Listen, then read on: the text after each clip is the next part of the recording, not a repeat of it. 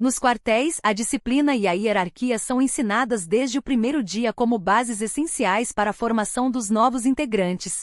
No entanto, quando a correção ultrapassa os limites estabelecidos pelos regulamentos e se transforma em agressão física ou humilhação, o que deveria garantir a ordem revela um problema sério dentro das instituições militares. Esse tema voltou à tona recentemente com uma decisão da Justiça Militar da União no Rio de Janeiro, que julgou um caso envolvendo recrutas da aeronáutica e uma prática conhecida entre os militares como manta. 5 integrantes da Força Aérea foram condenados por agredir fisicamente jovens do Grupamento de Segurança e Defesa do Rio de Janeiro. O episódio ocorreu em junho de 2024, mas a sentença só foi proferida em março de 2026. Conforme relatado pelo portal Metrópolis, os recrutas foram levados, um por vez, para uma sala isolada no alojamento, onde sofreram agressões com objetos variados, como botas, pedaços de bambu, cabides, cordas, caixas de papelão e até livros.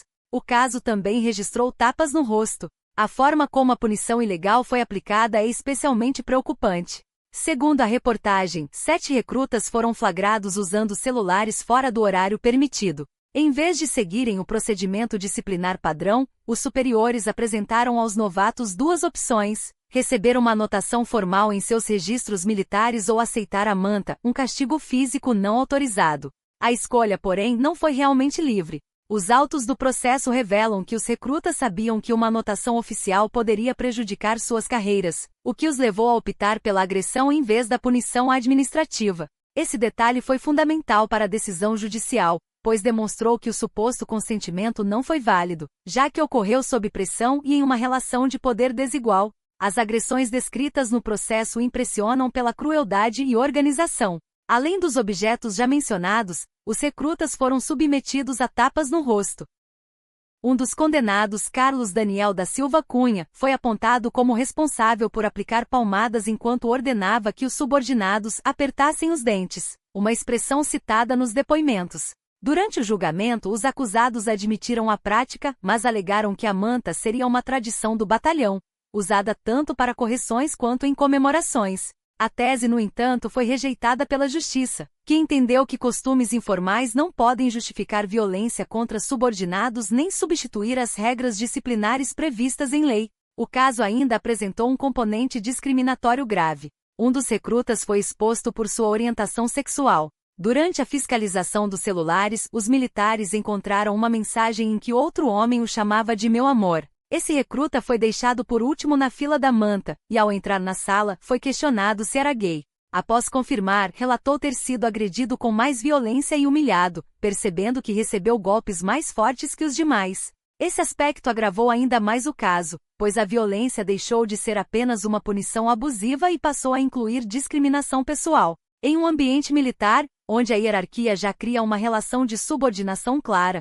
esse tipo de conduta ganha proporções ainda mais graves aos olhos da Justiça. Foram condenados o 2º Sargento Ricardo Salles Lopes, os ex-cabos Paulo Breno da Silva Pontes e Ademário Félix da Silva Filho, além dos ex-soldados de primeira classe Carlos Daniel da Silva Cunha e Matheus Baleixo de Moura. Ricardo Salles Lopes recebeu pena de 1 ano e 2 meses de detenção. Carlos Daniel da Silva Cunha foi condenado a 1 ano, 10 meses e 11 dias. Os demais réus tiveram penas de 8 meses e 11 dias de detenção. Todos tiveram direito à suspensão condicional da pena por 3 anos e poderão recorrer em liberdade. O portal Metrópolis tentou contato com a defesa dos militares, mas não obteve resposta. A sentença rejeitou 2 principais linhas de defesa apresentadas pelos acusados. A primeira era a alegação de que seguiam uma prática interna tolerada no batalhão. A segunda, a ideia de que os recrutas teriam concordado com a punição ao escolher a manta para evitar um registro formal em suas fichas.